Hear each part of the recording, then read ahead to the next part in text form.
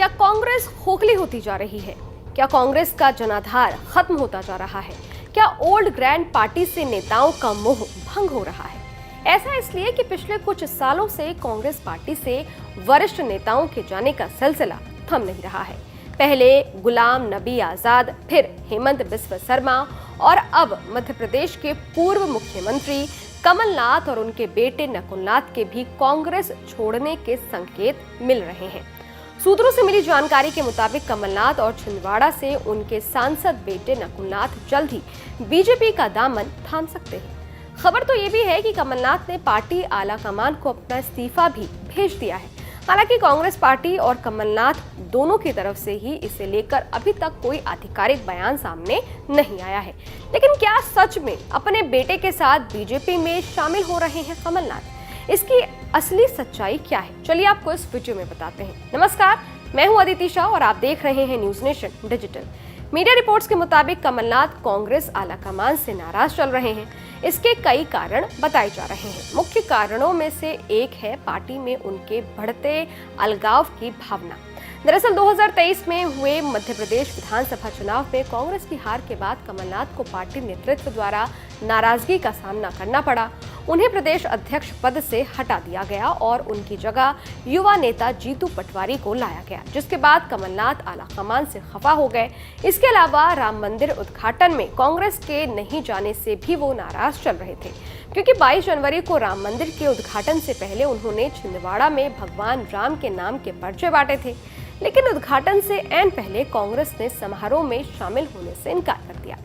ये बात कमलनाथ को नागवार गुजरी और उन्होंने कांग्रेस के बड़े कार्यक्रमों से भी दूरी बना ली थी। इसके अलावा हाल में जब कांग्रेस नेता आचार्य प्रमोद कृष्णम के कांग्रेस छोड़ने की खबर आई तो इस पर कमलनाथ ने कहा था कि सभी स्वतंत्र हैं, कोई भी किसी पार्टी में रहने के लिए बाध्य नहीं है।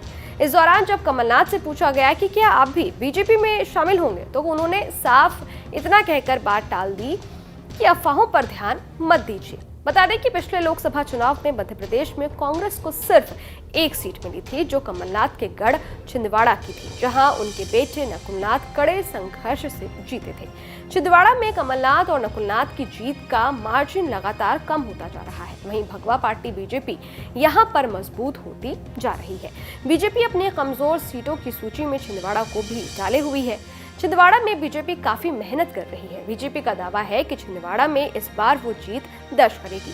कमलनाथ के बेटे नकुलनाथ के बीजेपी में जाने के संकेत इस बात से भी मिल रहे हैं कि मध्य प्रदेश के बीजेपी प्रवक्ता और कमलनाथ के पूर्व मीडिया सलाहकार नरेंद्र सलूजा ने कमलनाथ और नकुलनाथ की photo social media platform x पर शेयर करते हुए लिखा जय श्री राम, जिसके बाद अटकलों का बाजार गर्म हो गया कि कमलनाथ और नकुलनाथ भगवा पार्टी में शामिल हो रहे हैं। हालांकि कमलनाथ और उनके बेटे नकुलनाथ की ओर से अभी तक इस बारे में कोई बयान सामने नहीं आया है और न ही उन्होंने इसका खंडन किया है। बताया जा रहा है कि बीजेपी में शामिल होने के लिए नकुलनाथ दिल्ली के लिए रवाना भी हो गए हैं। एक तरफ राहुल गांधी भारत जोड़ो न्याय यात्रा कर रहे हैं तो दूसरी ओर देश की सबसे पुरानी पार्टी से नेता नाता तोड़ रहे हैं। 2019 लोकसभा चुनाव में कांग्रेस लोकसभा में 50 सीटें भी जीत नहीं पाई थी। मोदी के रथ पर सवार बीजेपी को रोकने के लिए विपक्षी दलों ने इंडिया अलायंस भी बनाया था।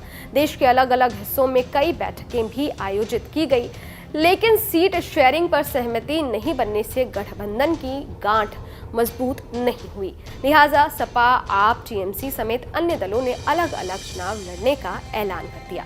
राहुल गांधी और कांग्रेस के लिए आगामी आम चुनाव किसी अग्नि परीक्षा से कम नहीं है। अगर राहुल गांधी पार्टी के भीतर नेताओं के बीच सामंजस्य नहीं बैठा पाए तो पार्टी को दरकने में देर नहीं लगेगी और पार्टी पूरी तरह से टूट जाएगी। खैर, आपको क्या लगता है कमेंट बॉक्स में जरूर बताइएगा। देखते रहिए न्यूज नेशन डिजिटल, मेरे यानी अदिति शाह के साथ।